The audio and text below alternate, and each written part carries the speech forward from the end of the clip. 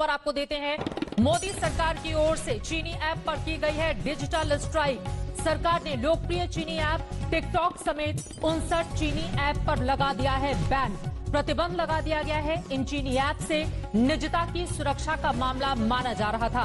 Hello और cam scanner पर भी प्रतिबंध लगा दिया गया है। यूसी ब्राउजर पर भी सरकार की ओर से बैन लगाया गया है। आपको बता दें ये बहुत बड़ा फैसला। लाइकी वीगो पर भी देश में लग गया है प्रतिबंध। बीते कई दिनों से लगातार चीन के खिलाफ देश भर में जो माहौल था उसके मद्देनजर भारत सरकार का ये बहुत बड़ा फैसला इस वक्त का चाइनीज ऐप पर देश में बैन का फैसला लिया गया है। डिजिटल स्ट्राइक चीन के ऊपर आप इसे कह सकते हैं।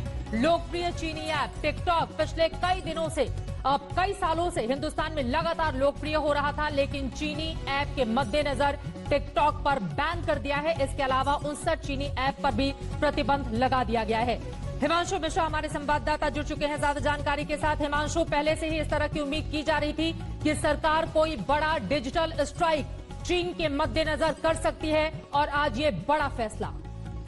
देखिए, बिल्कुल चित्रा की बहुत बड़ा फैसला सरकार का है और सरकार ने चाइनीज की जो 59 ऐप है उन सबको बंद कर दिया और टिकटॉक से लेके तमाम जो इस तरीके की ऐप्स थी उनको बंद किया और साथ ही साथ कई जो चाइनीज कंपनियों के मोबाइल हैं उनकी वीडियो कॉलिंग को भी बंद करने का फैसला ले रही है सरकार। तो सबसे बड़ी बात यह है कि चाइना को 3 स्तर पर सरकार जो है वो चुनौती दे रही है। एक, उनको ग्राउंड के ऊपर जिस तरीके से गलवान घाटी के अंदर चुनौती दी जा रही है। दूसरा, डिप्लोमेटिक स्तर पर चाइना को किस तरीके से घेरा जा रहा है। और तीसरा, आर्थिक स्तर पर भारत सरकार की कोशिश है चाइना को घेरा जाए, क्योंकि इलेक्ट्रॉनिक्स मार्केट जो चाइना की है उसका बहुत बड़ा बाजार अगर हम देखें तो भारत है। और अगर भारत में इस तरीके से लगातार बैन होते रहे तो चाइना के लिए कह सकते हैं कि आर्थिक प्रतिबंध जो है वो भारत के द्वारा लगाया जा रहा है। और ये बात चाइना को समझ भी धीरे धीरे आने लगी है अगर हम देखें। हिमांशु, इसके साथ एक महत्वपूर्ण बात यह है, दरअसल देश की सुरक्षा को लेकर जोखिम था। जिस तरह के चाइनीज ऐप हैं, हमारी जितने भी महत्वपूर्ण डेटा थे वो चीन जा रहे थे, जिसके मद्देनजर इस तरह से बड़ा बैन लगा दिया भारत सरकार ने।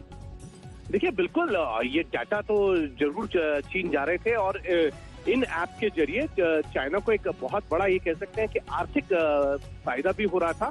और इसको मद्देनजर रखते हुए एक बड़े तरीके का कह सकते हैं कि एक आर्थिक प्रतिबंध के तौर पे अगर हम इसको देखें तो ये शुरुआत है चाइना के लिए। इससे पहले भी अगर आप देखें तो टेलीकॉम मिनिस्ट्री जो रविशंकर प्रसाद की है और जिसमें आईटी मिनिस्ट्री में भी रविशंकर प्रसाद ही है, पहला फैसला उन्होंने लिया था। उन्होंने कहा था कि बीएसएनएल का जो रिवैम्प होगा और 4G से जुड़े जो भी इक्विपमेंट है वो चाइनीज कंपनियों के नहीं होंगे। और वो शुरुआत हुई थी और आज जो है इन 59 ऐप के ऊपर अगर बैन लगा के सरकार ने दिखा दिया है कि भारत सरकार जो है वो ग्राउंड पे भी और आर्थिक क्षेत्र पे भी जो है चाइना पे लगातार जो है ये कह सकते हैं कि उसको कमर कस ली है कि चाइना को मुंह तोड़ जवाब दिया जाएगा।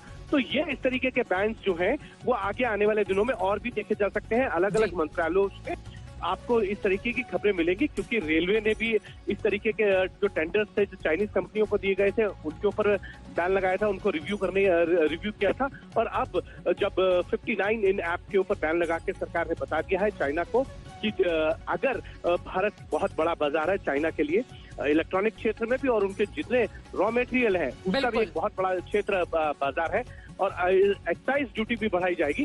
तो इस तरीके के तमाम कस्टम ड्यूटी से लेकर तमाम तरीके के फैसले जो है वो भारत सरकार आने वाले दिनों में लेगी। बहुत शुक्रिया हिमांशु मिश्रा इस पूरी जानकारी के लिए। इस वक्त की सबसे बड़ी खबर आज तक पर जो आप देख रहे हैं, चीन से तनाव के बीच भारत सरकार का बहुत बड़ा फैसला। टिकटॉक समेत 59 चाइनीज ऐप पर बैन का ऐलान किया गया है। हेलो और कैम स्कैनर पर भी प्रतिबंध लगा दिया गया है। क्लब फैक्ट्री, लाइकी, वायरस क्लीनर पर भी बैन लगा